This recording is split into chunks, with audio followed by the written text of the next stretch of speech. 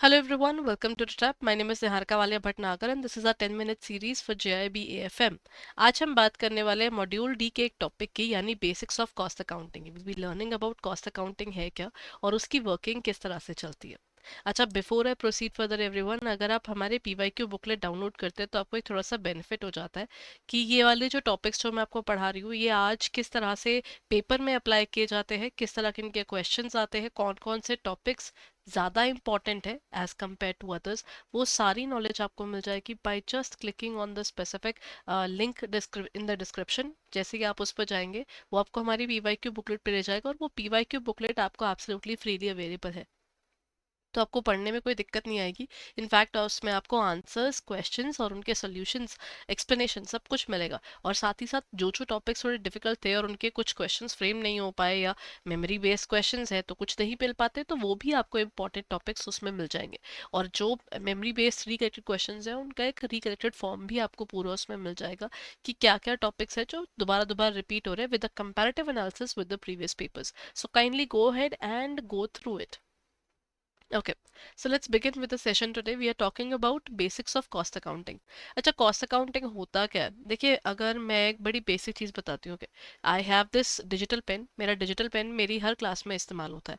तो अगर मैं आपसे कहूँ कि मेरी जो डिजिटल पेन है उसकी कॉस्ट क्या निकलेगी, तो आप कोई भी जो कॉस्ट निकाल रहा होगा वो बोलेगा इसमें एक स्पेसिफिक प्लास्टिक यूज हुआ होगा या जो भी मटेरियल है जिसके थ्रू ये बनता है, इसके अंदर जो भी इसकी टेक्नोलॉजी है, इसका एक स्पेसिफिक निब का भी टेक्नोलॉजी होगी. इसके अंदर कईयों में सेल डलते हैं, कईयों को कई कनेक्टेड होते हैं थ्रू द स्पेसिफिक आपके डिजिटल पेन टैब के थ्रू. तो whatever the technology is, हर चीज के क्वेश्चन वो है ना, कॉस्ट है. रॉ मटेरियल की अलग कॉस्ट है और इसके साथ में जो लेबर लगी होगी जिसने इसका ध्यान रखा होगा, जो मटेरियल के अंदर जो आप मशीन यूज कर रहे होंगे उस मशीन ने इलेक्ट्रिसिटी जो यूज की होगी वो भी होगा. तो कर करा के वो कहते हैं कि ठीक है, हमारे ना इस पेन की कॉस्ट बनी होगी मे बी 1000 रुपीज, कहते हैं. लेकिन उसके बाद हमारा अलग काम शुरू हुआ. पहले हमें प्रोडक्शन की कॉस्ट पता चल गई, फिर हमें सेल करने के लिए सेलिंग एंड एडमिनिस्ट्रेटिव कॉस्ट भी तो करनी पड़ती हैं. उसके बिना हम अपनी चीज बेचेंगे कैसे?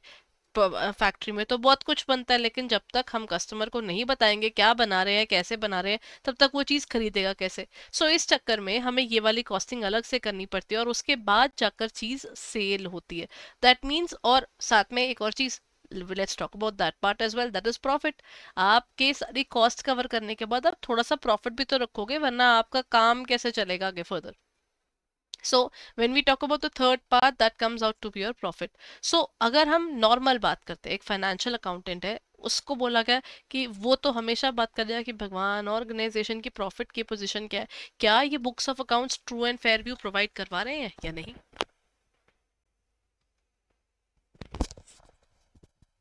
राइट तो इनका क्वेश्चन कुछ ऐसा रहता है. वही अगर मैं एक बात करूं, हमारे पास में क्या है, जो लोग मैनेजमेंट का हिस्सा है, ठीक है, I am talking about the people who are a part of the management. वो कहते हैं कि सिर्फ आपका फाइनेंशियल स्टेटमेंट या प्रॉफिट जानकर मुझे कोई फायदा नहीं. मुझे कैसे मालूम चलेगा कि कल को मैं अपना प्रॉफिट कैसे और इंक्रीज कर सकता हूँ जब तक मुझे एग्जैक्टली ये ना पता हो कि चीज को बनाने में खर्चा कितना आ रहा है. इनफैक्ट वहीं से तो शुरुआत हुई थी.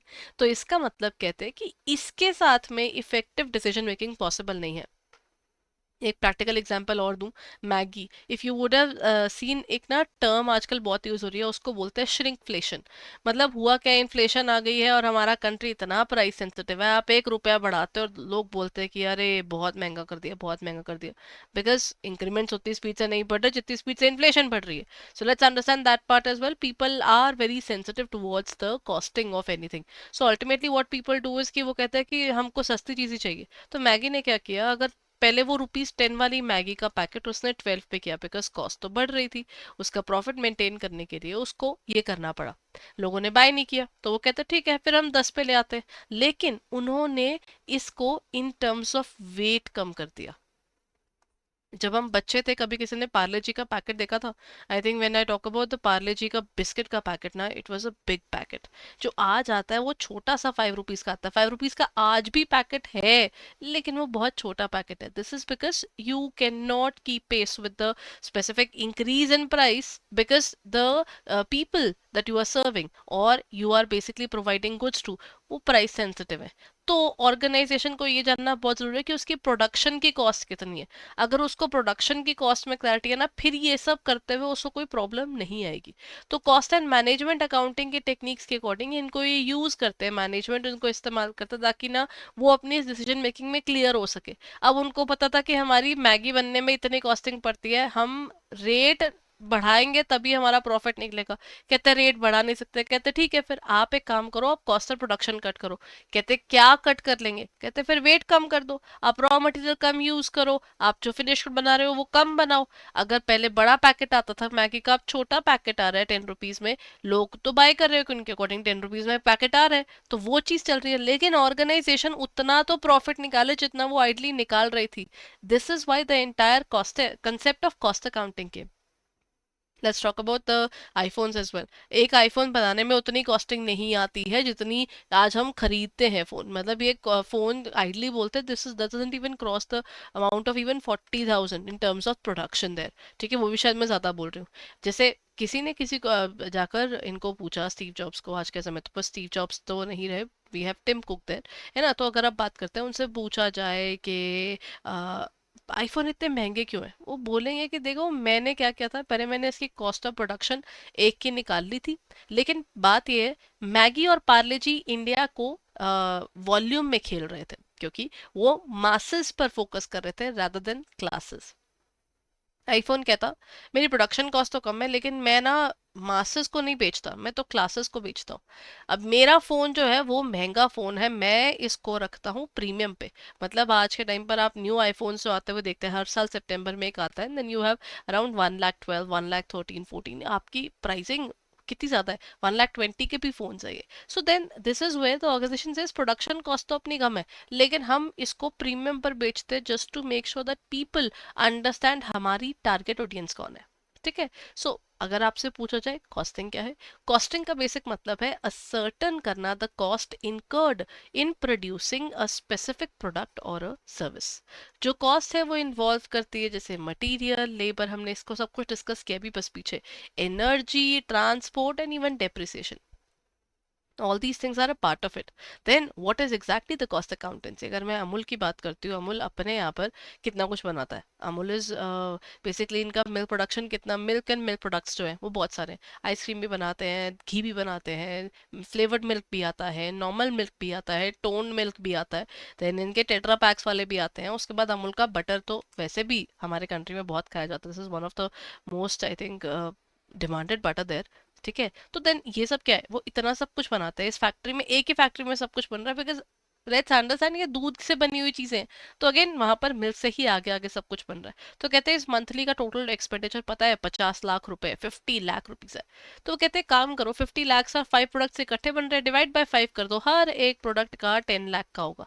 क्या ये सच है? मिल्क में लीस्ट आपका वर्किंग है, क्योंकि इसमें पेस्चराइजेशन की एंड यू आर डन। इसके अंदर आपको फर्दर फ्लेवरिंग करनी है तो आपका इसकी कॉस्ट अलग बन जाएगी। उसके बाद जब आप उसको चर्निंग करेंगे वो बटर बनेगा, तो वो बटर के अंदर आप फ्लेवरिंग करोगे तो ये आएगा। जब आप उस बटर को मेल्ट करोगे देन यू विल गेट घी। कितना सारा प्रोसेसिंग है ना। और उसी के अंदर जो इनके मिल्क बेस्ड डेजर्ट वाली जो आइसक्रीम्स है, अब अगर आप उनको देखोगे उसकी चर्निंग अलग होती है।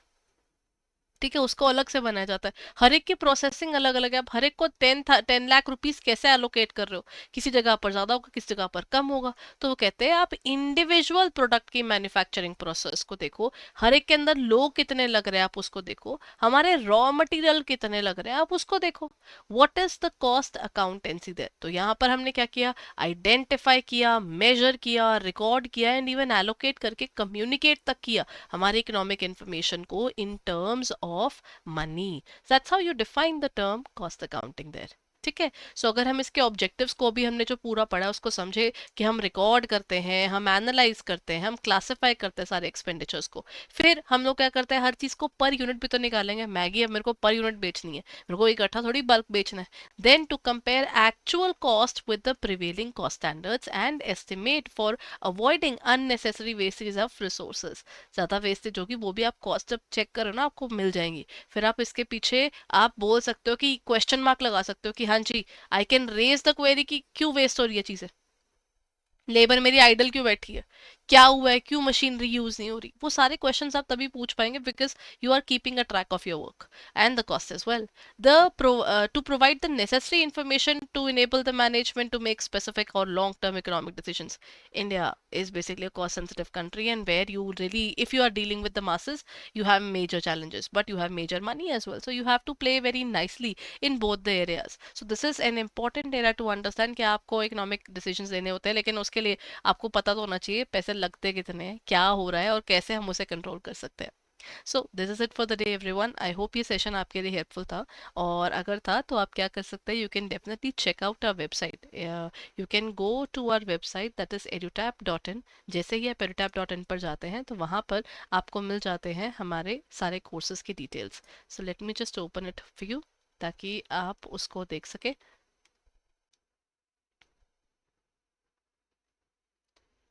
Okay, just taking it to there.